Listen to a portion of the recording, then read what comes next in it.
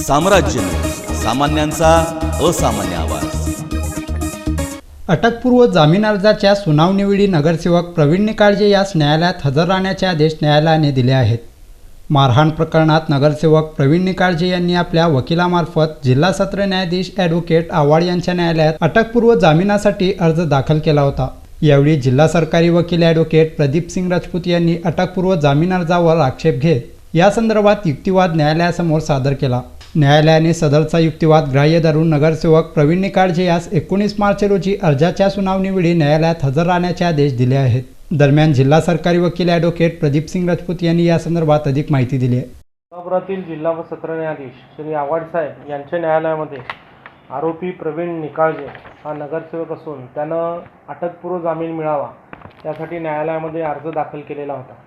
सदर अर्जावर सविस्तर सरकार पक्षातर्फे म्हणणे दाखल करून त्या जामीन अर्जात सक्त हरकत सरकार पक्षाच्या वतीने नोंदवण्यात आली आणि सदर आरोपी हा गुन्हा घडल्यापासून फरार असल्यामुळं त्यानं न्यायालयामध्ये जामीन अर्जाच्या सुनावणीच्या वेळेस हजर राहिलं पाहिजे असा अर्ज सरकार पक्षाच्या वतीने दाखल करण्यात आला आणि सदरचा अर्ज न्यायालयाने मंजूर करून यातील आरोपी प्रवीण निकाळजे यास जामीन अर्जाच्या सुनावणीच्या वेळी दिनांक 19/3/2020 रोजी न्यायालयामध्ये हजर राहण्याचे आदेश दिलेले आहेत। याबाबत सविस्तर हकीकत अशी की 16/2/2020 रोजी सकाळी 11:30च्या सुमारास कुमठानाका येथील बुद्ध विहारजवळ यातील आरोपी प्रवीण निकाळजे व त्याचे इतर कार्यकर्ते सुनील साबळे, जकरिया सय्यद, श्रीधर काटकर, पिंटू बनसोडे, डॅम गायकवाड, सागर गायकवाड अशा 8 साथीदारांनी मिळून या नगरसेवक प्रवीण निकाळजे याच्या सांगण्यावरून सुनील साबळे यानं सत्तूरने तर श्रीधर काटकर आणि जकरिया सय्यद यांनी लाकडी काट्यांनी आणि दगडांनी विटांनी यातील फिर्यादी व त्याचा भाऊ ज्योतिपाल कुचेकर, विजय कुचेकर, पुतण्या अनिकेत व नातेवाईक स्वप्नील वाघमारे यांना या ठिकाणी डोकीत, पाठीवर, खांद्यावर, गालावर, कानावर प्राणघातक हल्ला केला आणि सदरचा हल्ला करण्यापाठीमागचा उद्देश हा मागील भांडणाचा राग मनात ठेवून त्यांनी तो केलेला होता।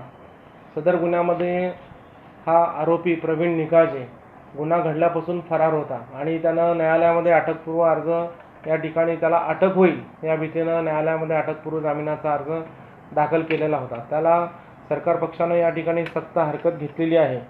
या आरोपीविरुद्ध सबळ आणि भक्कम पुरावा आहे की त्यानं अपराध केलेला आहे। सकृतदर्शनी त्याची इन्व्हॉल्वमेंट याच्यामध्ये दिसून येते।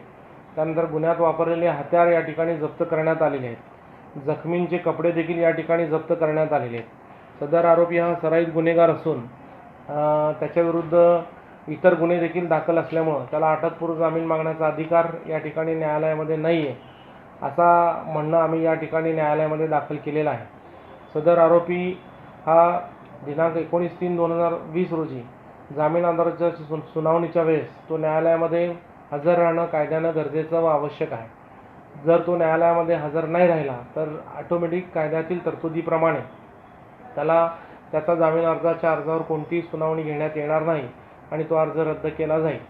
आणि जर तो हजर राहिला तर दोन्ही पक्षांचा युक्तिवाद न्यायालयामध्ये जामीन अर्जाच्या याच्यावर केला जाईल आणि युक्तिवादानंतर जर त्याचा जामीन अर्ज या ठिकाणी फेटाळला गेला तर पोलीस त्या ठिकाणी त्याला त्वरित अटक करू शकतील। सदर खटल्यात सरकार पक्षातर्फे ॲडव्होकेट प्रदीप सिंग राजपूत तर आरोपी पक्षातर्फे ॲडव्होकेट पांढरे हे काम पाहत आहेत।